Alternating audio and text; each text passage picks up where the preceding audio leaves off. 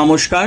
Ramakrishna TV YouTube চ্যানেলের পক্ষ থেকে সকল মা, বাবা, দাদু, দিদা, ঠাকুমা, ঠাকুর দাদা, দাদা, দিদি, ছোট ছোট ভাই বোনদের জানাই অনেক অনেক ভালোবাসা, প্রীতি ও আন্তরিক শুভেচ্ছা।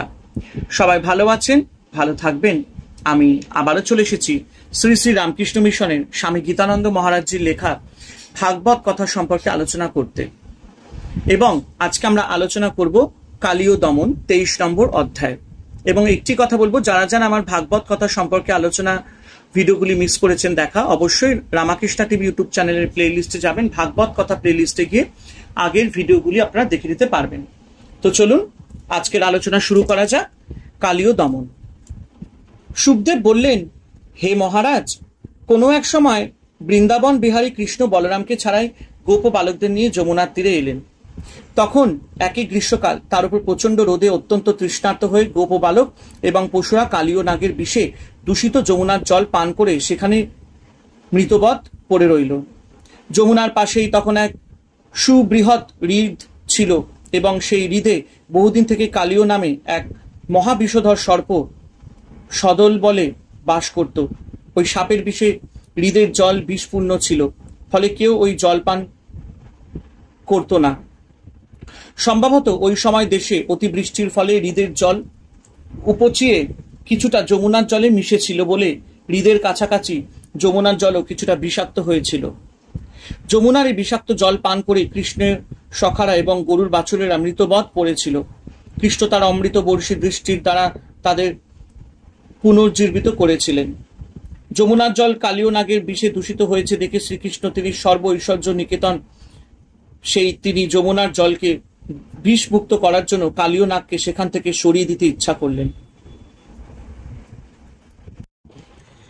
যমুনার আর এক নাম কৃষ্ণা। কৃষ্ণ নামের সাথে যমুনার একটা সাদৃশ্য থাকায় কৃষ্ণের কিছু গুণ যমুনাতেও থাকা উচিত। তাছাড়া বৃন্দাবন হচ্ছে কৃষ্ণের বাল্যলীলা ভূমি। এমন পবিত্র স্থানে বিষাক্ত জল থাকা একেবারেই উচিত নয়। তাই কৃষ্ণ ঠিক করলেন যে কালীয় নাগকে বৃন্দাবন থেকে সরিয়ে দিতে হবে। ভগবানের প্রত্যেকটি কাজই শত্রু মিত্র সবারই কল্যাণ সাধন করে কালীয় নাগকে হ্রদ থেকে সরিয়ে কৃষ্ণ একদিকে যেমন যমুনার জলকে বিশুদ্ধ করে কালীয় হ্রদকে মহাতীর্থে পরিণত করলেন, অপরদিকে তেমনি কালীয় নাগের কোপন স্বভাব এবং গর্ব দূর করে তাকে ভগবানের ভক্তে রূপান্তরিত করলেন। গোপাল চম্পু গ্রন্থে শ্রীজীব গোস্বামী বলেছেন যে কালীয় নাগকে দমনের সংকল্প করে গোপ বালকদের বললেন, দুষ্ট কালীয় নাগ যমুনার পাশে এসে হ্রদে বাস করছে।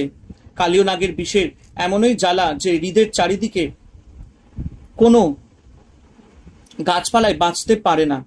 এমনকি পাখিরা এই হ্রদের উপর দিয়ে উড়তে গেলে বিষের জ্বালায় তখনই তাদের মৃত্যু হয়।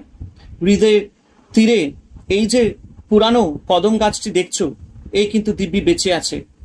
এর কারণ হলো গরুর যখন অমৃত ভাণ্ড নিয়ে নাগলোকে যাচ্ছিল, তখন এই কদম গাছে সে একটু বিশ্রাম করছিল। সেই সময়কার অমৃত স্পর্শই গাছটি এখনো বেঁচে আছে।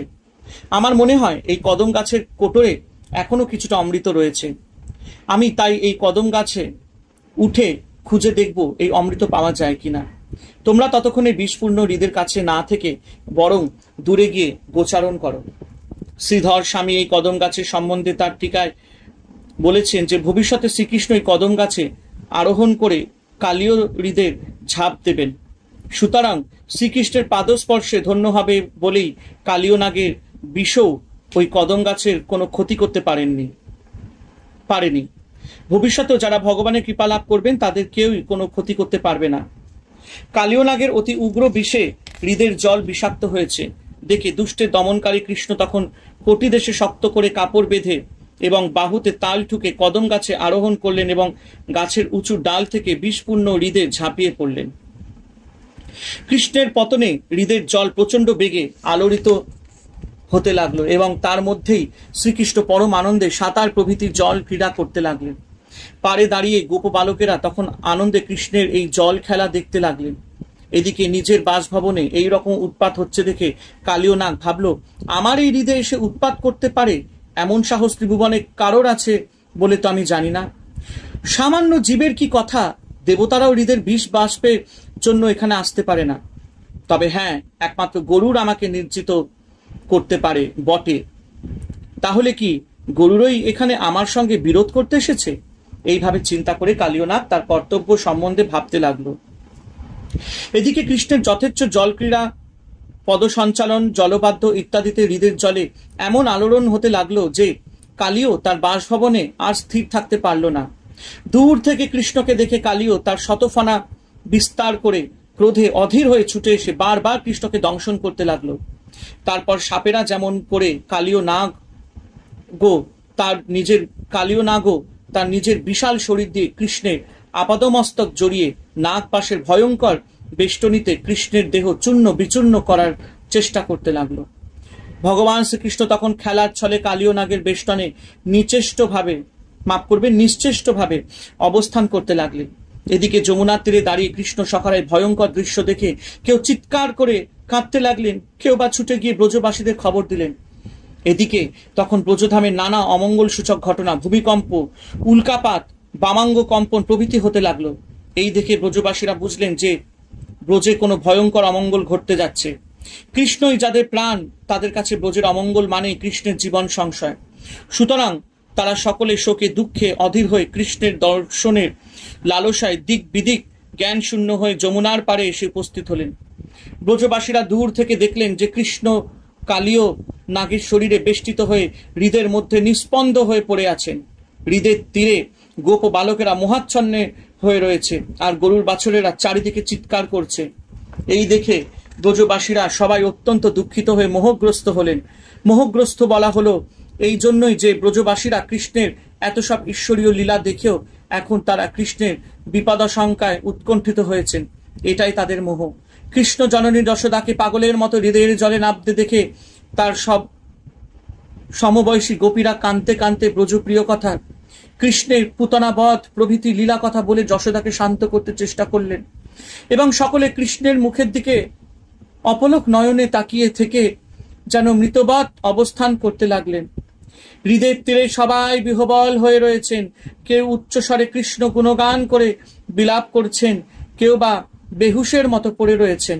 এদের মধ্যে একমাত্র বলরাম, যিনি শ্রীকৃষ্ণের দ্বিতীয় মূর্তি এবং কৃষ্ণের মহাপ্রভাবের কথা জানেন, তিনি তখন স্থির হয়ে সকলকে প্রবোধ দিতে লাগলেন এবং কৃষ্ণগত প্রাণ, নন্দ প্রভৃতি গোপদের কালীয় হৃদে নামতে বারণ করলেন।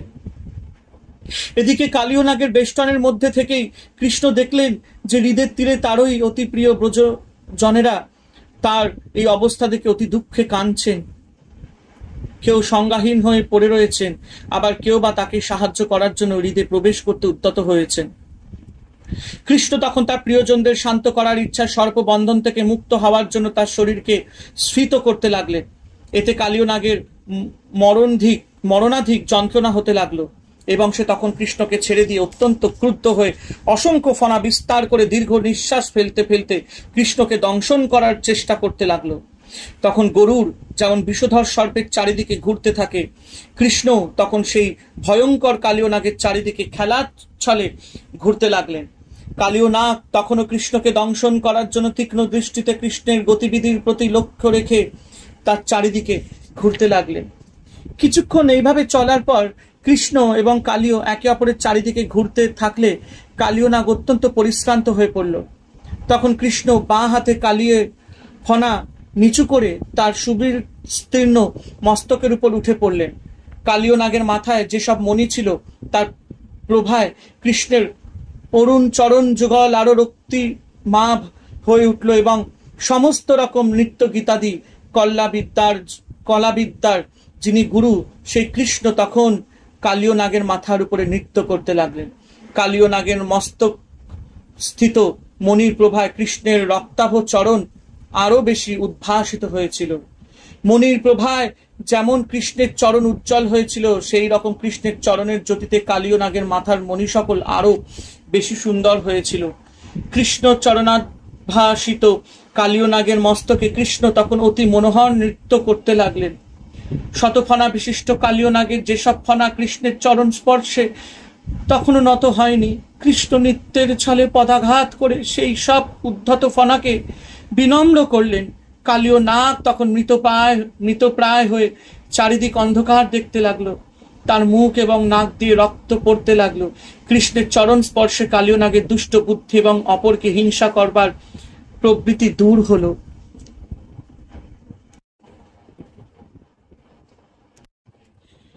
কালীয় নাগ ভাবলো, আগে জানতাম একমাত্র গরুর ছাড়া আমার মতো শক্তিধর জগতে আর কেউ নেই, কিন্তু এখন দেখছি যিনি সামান্য বালক রূপে আমার মাথার উপর নৃত্য করছেন তিনি আমার চেয়ে হাজার গুণ লক্ষ গুণ বেশি শক্তিশালী। তিনি নৃত্যের ছলে সামান্য পদতাড়নাই আমার শতফনা ভগ্ন করেছেন। তিনি যদি ক্রুদ্ধ হয়ে সবেগে আমায় আঘাত করতেন তাহলে আমার যে কি অবস্থা হতো তা আমি ভাবতেও পারি না। সুতরাং বুঝেছি এ সামান্য বালক নয়, সাক্ষাৎ নারায়ণ ভগবান বিষ্ণু। কালীয় নাগের আরো মনে হলো যে তার পত্নীরা কৃষ্ণ ভক্ত। তারা কতবার কালীয়কে কৃষ্ণের অচিন্ত লীলা কথা বলে কৃষ্ণের কাছে প্রার্থনা করতে বলেছে, কিন্তু শক্তি মদে মত্ত হয়ে সে তখন তাদের কথা শোনেনি।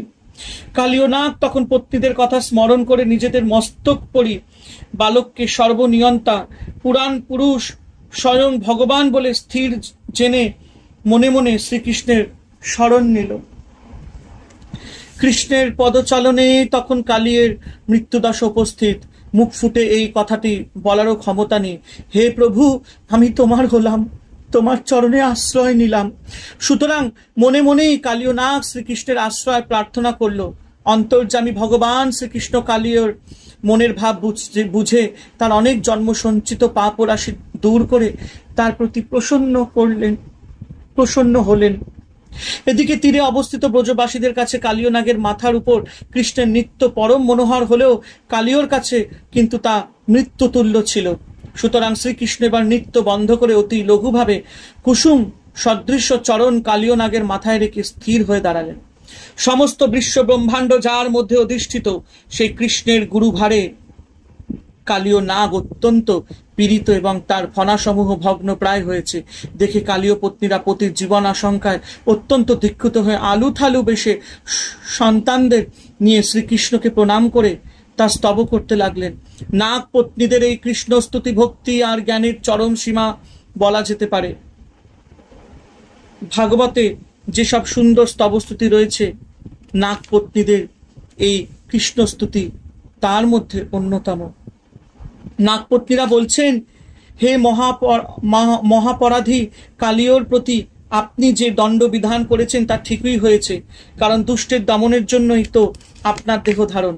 শত্রু এবং নিজের পুত্রের প্রতি আপনি সমভাবাপন্ন। দুষ্কৃতিকারীদের কল্যাণের জন্য তাদের চরণাশ্রয় আনার জন্যই আপনি তাদের শাস্তি দিয়ে থাকেন। কালীয় নাগ কত অপরাধ না করেছে। প্রথম, সে আপনার ভক্ত গরুর প্রতি শত্রুতা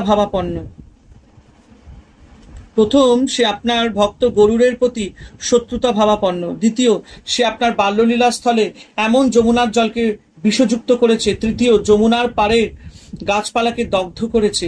চতুর্থ, আপনার সখাদের এবং গরুর বাছুরদের বিষের জ্বালায় কষ্ট দিয়েছে। এবং পঞ্চম, সর্বোপরি সে বারবার আপনাকে দংশন করেছে। আপনি দুষ্টের দমন এবং সৃষ্টের পালনের জন্য বারবার মৎস্য কুর্ম বরাহ প্রভৃতি রূপে পৃথিবীতে অবতীর্ণ হয়েছেন এবং এবারও আপনি ওই একই উদ্দেশ্যে জন্ম পরিগ্রহ করেছেন। সুতরাং কালীয়র প্রতি দণ্ড বিধান করা আপনার উপযুক্তই হয়েছে। কালীয়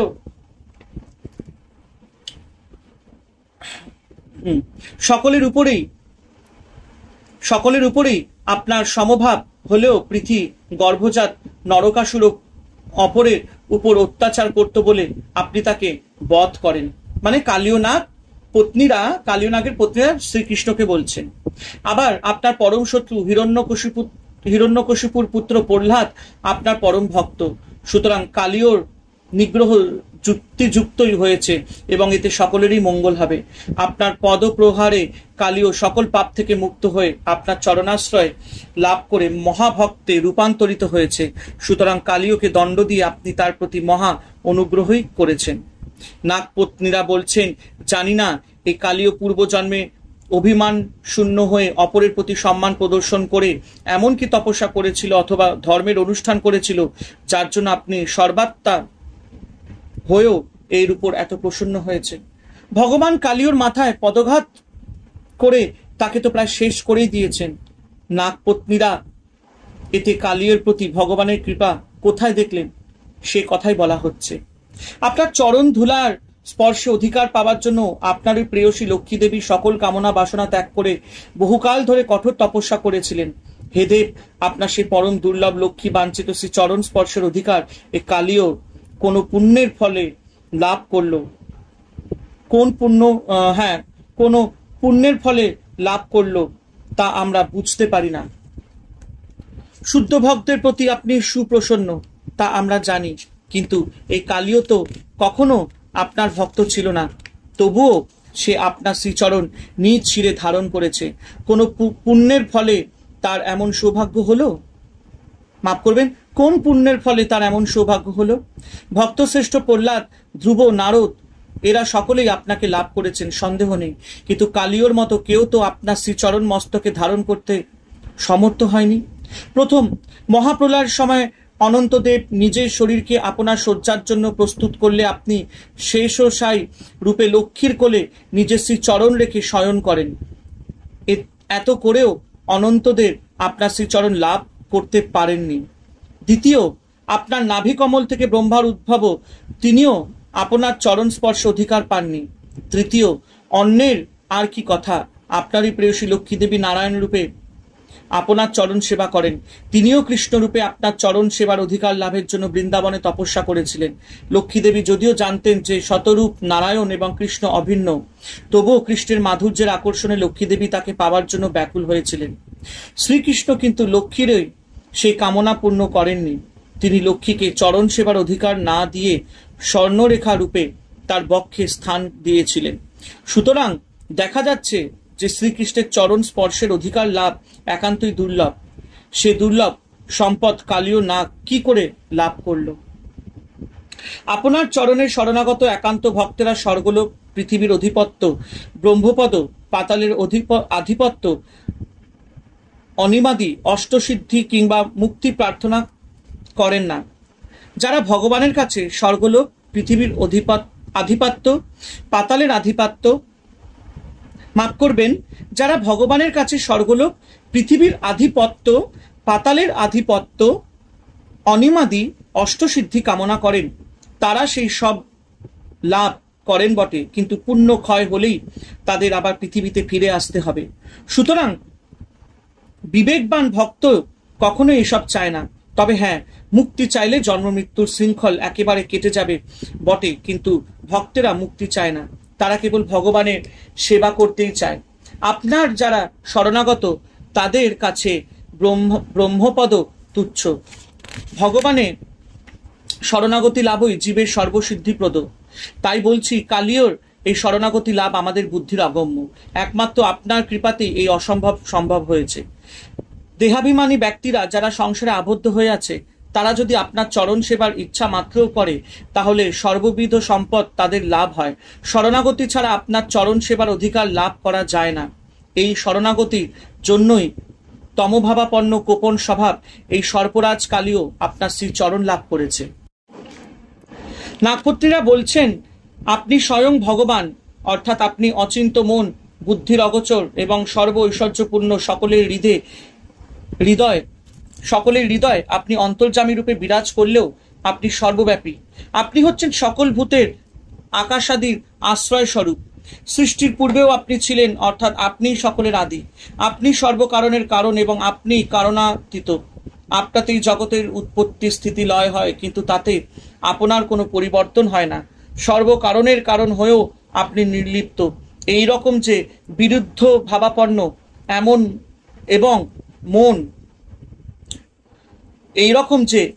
ভাবাপন্ন এবং মন বুদ্ধির অগোচর আপনি, সেই সর্বাত্মক আপনাকে আমরা প্রণাম করি। আপনি জ্ঞান এবং বিজ্ঞানে পূর্ণ। আপনার মধ্যে স্বজাতীয় বিজাতীয় ভেদ নেই এবং আপনি অনন্ত শক্তিশালী। আপনি প্রাকৃত, গুণরহিত, নির্বিকার এবং প্রকৃতির প্রবর্তক। আমরা আপনাকে প্রণাম করি। আপনি বাসুদেব, বলরাম, প্রদ্যুম্ন এবং অনিরুদ্ধ এই চতুর্ভুজ মূর্তিতে অবস্থান করেন এবং আপনি এদের মূল স্বরূপ। অতএব হে যদুনায়ক, হে ভক্ত পরিপালক, আমরা আপনাকে প্রণাম করি। নাগপত্নীরা ভগবানের অচিন্ত অনন্ত শক্তির কথাই বলছেন। আপনি মৎস্য, কূর্ম প্রভৃতি বহু মূর্তিতে লীলা করেছেন। আবার আপনি বাসুদেব, শঙ্কর্ষণ, প্রদ্যুম্ন এবং অনিরুদ্ধ এই চতুর্ভুহ রূপে বিরাজ করেন। আপনি এক হয়েও বহু, নির্গুণ হয়েও অনন্ত গুণময়। পিতা যেমন তার পুত্রের অপরাধ অন্তত একবার ক্ষমা করেন, একবারও ক্ষমা করেন, সেই রকম আপনিও পালনকর্তা, আপনারই সৃষ্টি করা এই কালীয় নাগের অপরাধ আপনার ক্ষমা করা উচিত। হে শান্তমূর্তি, কালীয় নাগ একে তামস প্রকৃতির, তার উপর আপনার স্বরূপ সম্বন্ধে অজ্ঞ, সুতরাং আপনার ক্ষমার পাত্র। হে ভগবান, হে পরম দয়াল, কালীয়র মৃত্যুর সময় উপস্থিত হয়েছে, তাকে ক্ষমা করুন। আমরা একই সর্পকুলে জন্মেছি, তার উপর স্ত্রী জাতি, সুতরাং সাধুদের অনুগ্রহের পাত্র। আপনি কৃপা করে আমাদের পতির প্রাণ ভিক্ষা দিয়ে আমাদের রক্ষা করুন। নাগপত্নীরা বলছেন আপনার বিষয়ে কালীয় কোনো জ্ঞান নেই, তার উপর সে তমগুণ প্রধান সর্পকুলে জন্মেছে, সুতরাং তার প্রকৃতি অনুযায়ী সে অন্যায় করেছে, কিন্তু আপনি তো তার মস্তকে শ্রীচরণ রেখেছেন, সুতরাং সে তো আপনার ভক্ত হয়েই গেছে, মুক্তি তার অবধারিত। সর্পদেহে সে অপরাধ করেছে, তার জন্য আপনি যদি তাকে মৃত্যুদণ্ডও দেন তবে তার বিশেষ কোনো ক্ষতি হবে না, পরম অমঙ্গল হবে আমাদেরই, যারা ছোট কাল থেকেই আপনার ভক্ত। কালীয়র অবর্তমানে আমাদের যে কি গতি হবে তা কে জানে, হয়তো কোনো মহাসর্প জোর করে আমাদের অধিকার করবে, তখন হয়তো আমরা আপনার ভজনেই বঞ্চিত হব। তাই বলছি, আপনি কৃপা করে কালীয়কে ক্ষমা করলে আমাদের প্রাণ ভিক্ষা দেওয়া হবে। আপনি আর্তের আশ্রয়, আমরা আর্ত, আপনার শরণাপন্ন, কালীয়র প্রাণ দান করে আমাদের রক্ষা করুন। হে প্রভু, আমরা আপনার দাসী, এখন আমাদের কি করা উচিত তাই বলুন। যারা শ্রদ্ধার সঙ্গে আপনার আদেশ পালন করে তারা সর্বপ্রকার ভয় থেকে মুক্ত হয়। নাগপত্নীরা শ্রীকৃষ্ণের শরণাগত হয়ে কালীয় নাগের প্রাণ ভিক্ষা করে পরিশেষে বললেন, আমাদের অন্তরের প্রেরণায় আমরা এতক্ষণ যা বললাম তাতে আমাদের যথাযথই কল্যাণ হবে কিনা জানি না, তাই বলছি আপনি কৃপা করে আমাদের কর্তব্য সম্বন্ধে বলুন, যাতে আমাদের মঙ্গল হবে। আপনার আদেশ পালনকেই আমরা জীবনের শ্রেষ্ঠ কর্তব্য বলে মনে করি। নাগপত্নীদের ভক্তি এবং যুক্তিপূর্ণ কথায় শ্রীকৃষ্ণ অত্যন্ত খুশি হলেন। সুখদেব বললেন, নাগপত্নীরা এইভাবে ভক্তি ভরে শ্রীকৃষ্ণের স্তুতি করলে তিনি তখন পদাঘাতে ভগ্ন মস্তক এবং মূর্ছিত প্রায় কালীয়র মস্তক থেকে নেমে দাঁড়ালেন। কালীয় নাগ তখন ধীরে ধীরে তার জীবন শক্তি লাভ করে দীর্ঘ নিঃশ্বাস ত্যাগ করে জোর হাতে শ্রীকৃষ্ণকে বলতে লাগলো, হে নাথ, হে সর্বেশ্বর, আমরা জন্ম থেকেই খল প্রকৃতির, তমভাবাপন্ন এবং কোপন স্বভাবের। জীবের পক্ষে স্বভাবকে অতিক্রম করা অত্যন্ত কঠিন, এবং এই স্বভাব থেকেই যা চিরস্থায়ী নয় সেই রকম দেহগেহকে আমি আমার বলে মনে করে জীব মায়ায় মোহিত হয়। হে বিশ্বপতি, হে বিশ্বপিতা, আপনারই এই সৃষ্ট জগতে আমরা অতি গোপন স্বভাব সর্প হয়ে জন্মেছি এবং আপনারই মায়ায় মুগ্ধ হয়ে রয়েছি। সুতরাং আপনার কৃপা ছাড়া নিজের শক্তিতে কেমন করে আপনার মায়াকে অতিক্রম করব, এই যে একেবারেই অসম্ভব। আপনি সকলের স্বভাবই জানেন, আপনি সকলের স্রষ্টা এবং নিয়ন্তা, আপনি এই মায়ার বন্ধনে এবং মুক্তির কারণ, সুতরাং আপনাকে বলার আর কি থাকতে পারে। আমাদের প্রতি অনুগ্রহ অথবা নিগ্রহ যা আপনার ইচ্ছা তাই করুন। কালীয় নাগ বলছে, আপনি বিশ্ব স্রষ্টা এবং বিশ্ব নিয়ন্তা, যাকে যেভাবে যে স্বভাবের করেছেন তাকে সেইভাবে সেই স্বভাব অনুযায়ী চলতে হবে। আমরা কেউই নিজের ইচ্ছায় জন্মায়নি, আপনি আমাদের তমভাবাপন্ন এবং পরদ্রোহী করেই সৃষ্টি করেছেন। সুতরাং আমাদের সাধ্য কি, আমাদের স্বভাবকে অতিক্রম করি। স্বভাবকে কেউ অতিক্রম করতে পারে না, এমনকি আপনিও আপনার স্বভাবকে পরিত্যাগ করতে পারেননি। সেই জন্য আমি আমার স্বভাব অনুযায়ী আপনাকে ভুলে দেহ গেহাদি নিয়ে মত্ত হয়েছিলাম, আর আপনি আপনার কারণ্য স্বভাবের জন্য আমার গর্ব চূর্ণ করে আমাকে পদে স্থান দিয়েছেন। আপনি আমাদের সৃষ্টি করে আমাদের মধ্যে বিষ দিয়েছেন, এখন আমরা অমৃত কোথায় পাবো? আপনার ভক্তেরা অশেষ গুণসম্পন্ন, তারা আপনার পূজা করেন, সকলের মঙ্গল কামনা করেন, কিন্তু আপনি আমাদের সর্বদোষের আকর করে সৃষ্টি করেছেন। সুতরাং হিংসা, ক্রোধ, অপরের ক্ষতি করা প্রভৃতি ছাড়া আমাদের মধ্যে আর কি থাকবে? আপনি আমাদের যা দিয়েছেন আমি তাই আপনাকে দিয়েছি, এতে আপনি তুষ্ট অথবা রুষ্ট যাই হন তাতে আমার কিছুই বলার নেই, করারও নেই। আপনার যা ইচ্ছে তাই করুন। ঠাকুর শ্রী রামকৃষ্ণ দেব একদিন গিরিশবাবুর থিয়েটারে গেছেন। সেদিন গিরিশবাবু নেশার ঝোঁকে ঠাকুরকে যাচ্ছে তাই গালাগালি করে এই রকম তাড়িয়েই দিলেন। যারা সেদিন ঠাকুরের সঙ্গে ছিলেন তারা গিরিশবাবুর ব্যবহারে অত্যন্ত ক্ষুব্ধ হয়ে ঠাকুরকে বললেন, আপনি আর কখনোই ওই মাতালটার কাছে যাবেন না। পরদিন দক্ষিণেশ্বরে ওই কথাই হচ্ছিল। এমন সময় রামবাবু দক্ষিণেশ্বরে আসতেই ঠাকুর পূর্বদিনের ঘটনা বিবৃত করে বললেন, রাম তুই কি বল? রামবাবু বললেন, দেখুন, কালিয়নাগ শ্রীকৃষ্ণকে বলেছিল, প্রভু তুমি আমার বিষ দিয়েছ, এখন আমি অমৃত কোথায় পাবো? তুমি যা দিয়েছ তাই দিয়েই তো তোমার অভ্যর্থনা করেছি। রামবাবুর কথা শুনে ঠাকুর বললেন, তবে চলো তোমার গাড়িতেই একবার গিরিশের কাছে যাই। এদিকে গিরিশবাবুর নেশা কাটতেই তিনি তার কৃতকর্মের জন্য অত্যন্ত দুঃখিত হয়ে আহারাদি ত্যাগ করে কাঁদছিলেন। ঠাকুরকে হঠাৎ অযাচিতভাবে আসতে দেখে গিরিশ তার পায়ে লুটিয়ে পড়ে কাতস্বরে বললেন, আজ যদি তুমি না আসতে তাহলে বুঝতাম যে নিন্দা স্তুতিতে তোমার এখনো সমজ্ঞান হয়নি, তুমি এখনো পরমহংস নামের যোগ্য নও। এখন বুঝেছি তুমি সেই আর আমায় ফাঁকি দিতে পারবে না। এবার আমি তোমায় ছাড়ছি না। বলো তুমি আমার ভার নেবে, আমায় উদ্ধার করবে। কৃষ্ণ অবতারে যা ঘটেছিল ভিন্ন পরিস্থিতিতে রামকৃষ্ণ অবতারে তাই ঘটল। গিরিশবাবু সেদিন ঠাকুরকে কালিয়নাগের মনের ভাবই ভিন্ন ভাষায় ব্যক্ত করেছিলেন।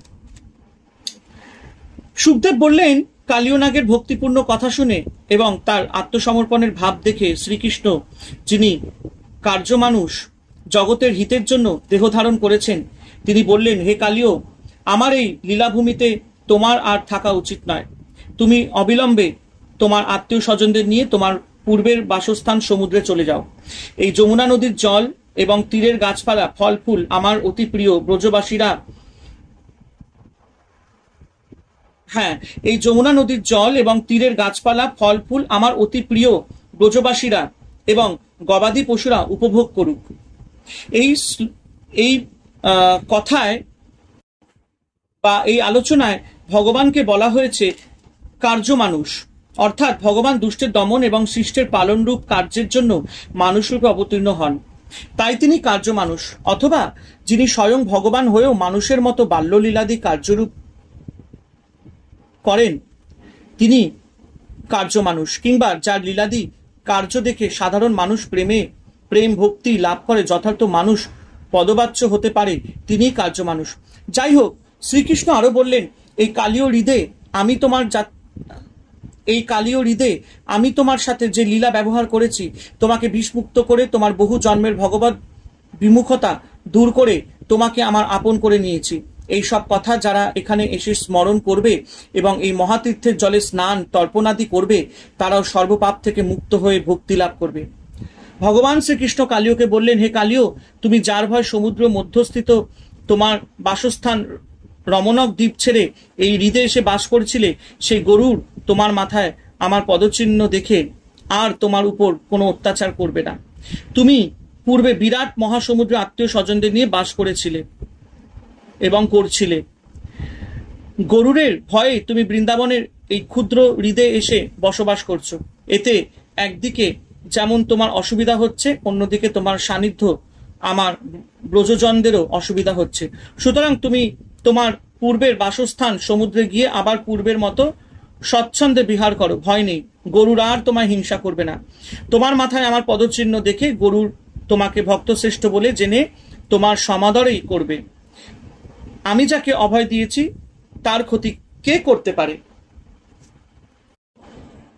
সুখদেব বললেন, হে পরীক্ষিত, অতি অদ্ভুত কর্মকারী লীলাময় ভগবান শ্রীকৃষ্ণের কৃপায় কালিয়নাগ সর্ববিধ হয়ে ভয় থেকে মুক্ত হয়ে পত্নীদের সাথে পরম যত্নে শ্রীকৃষ্ণের পূজা করলেন। তারা দিব্য বস্ত্র, অলঙ্কার, সুগন্ধ দ্রব্য প্রভৃতি শ্রদ্ধার্ঘ্য রূপে নিবেদন করে শ্রীকৃষ্ণকে প্রণাম ও প্রদক্ষিণ করে রমণক দ্বীপ অভিমুখে যাত্রা করলো। এইভাবে নরদেহধারী লীলাময় শ্রীকৃষ্ণের কৃপায় যমুনা হ্রদের জল বিষমুক্ত হয়ে পরম মধুর অমৃত তুল্য হয়েছিল। শ্রীকৃষ্ণের প্রত্যেকটি লীলার মধ্যেই তার অপার করুণা প্রকাশ পেয়েছে। তাছাড়া তার সমস্ত লীলাই সমহিমায় এবং নূতনত্বে উজ্জ্বল। শকটাসুর, অঘাসুর, বকাসুর, ধেনুকাসুর প্রভৃতি সকলে কৃষ্ণের হাতে মৃত্যু বরণ করে কৃষ্ণেই বিলীন হয়েছিল। একমাত্র পুতনা ছাড়া অপর কেউই কৃষ্ণের সেবাধিকার লাভ করেনি। পুতনাও রাক্ষসী দেহ ত্যাগ করে গোলকে উপযুক্ত ধাত্রী দেহ লাভ করে কৃষ্ণের সেবাধিকার পেয়েছিল। কিন্তু কালীয় নাগের প্রতি কৃষ্ণের কি অপার করুণা, মাফ করবেন, কিন্তু কালীয় নাগের প্রতি কৃষ্ণের কি অপার করুণা।